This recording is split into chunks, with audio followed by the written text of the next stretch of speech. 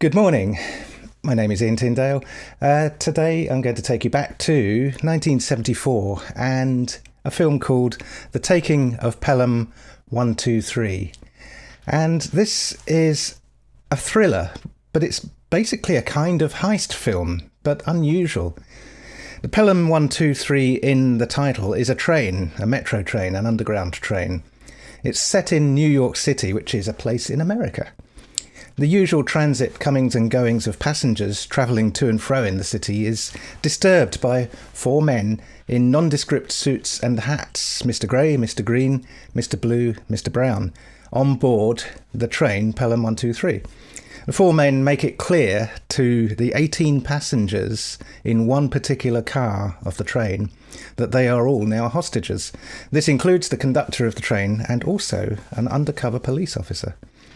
Mr. Blue appears to be in charge and communicates with the Transit Police Lieutenant Zach Garber over the train radio system. He very calmly and precisely demands $1 million ransom within 1 hour exactly, bearing in mind that this is a 1974 film. And if the ransom is late, one passenger will be killed for every minute late. As a running motif through the film, Mr. Green sneezes in the background while Mr. Blue is talking, and Garber, hearing this over the radio intercom, replies with Gesundheit, but he doesn't know who issued the sneeze, of course. And this happens several times during the film, a sneeze from Mr. Green in the background of the conversation and the same response from Garber each time.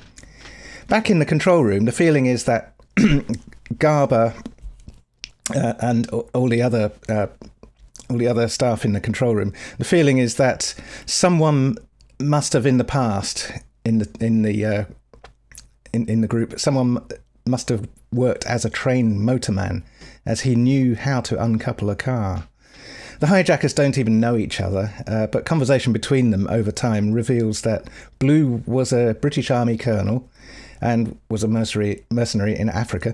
Green was a motorman.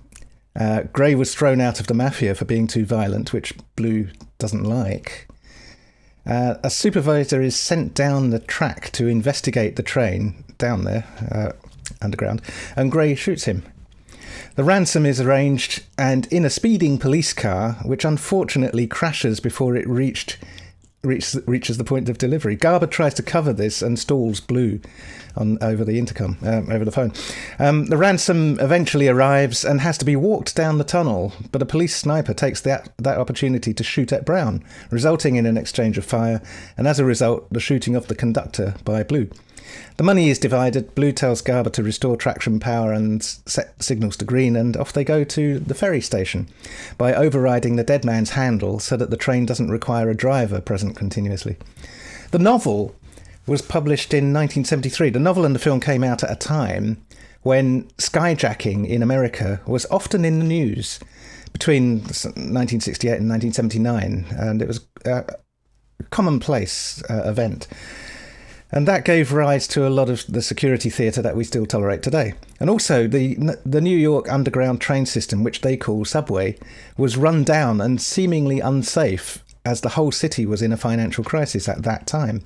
The Metropolitan Transportation Authority didn't want to cooperate with the filmmakers.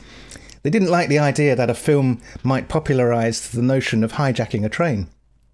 So the novel covered more detail as to how the hijackers would run away with the train, as simply overriding the dead man's handle alone would not in reality be sufficient to accomplish this. But for the film, the screenwriter made this the sole means of overriding the train. And eventually the MTA, once they saw that this bit of fiction was in place, eventually the MTA reluctantly gave permission, but demanded that the filmmakers take out $20 million in insurance in case the film inspired a real-life hijacking. The MTA also insisted that no graffiti be shown on the trains or stations. Now, at that time, graffiti covered the train network until about 1989. The soundtrack music is very, very energetic and brash. Excellent 70s crime drama music. The film is worth watching for the score alone. Very recommended. The original, Taking of Pelham 123. 1974. Have a very good day. Thank you very much. And if you like this, subscribe and give it a like. Thank you very much. Have a good day. Bye.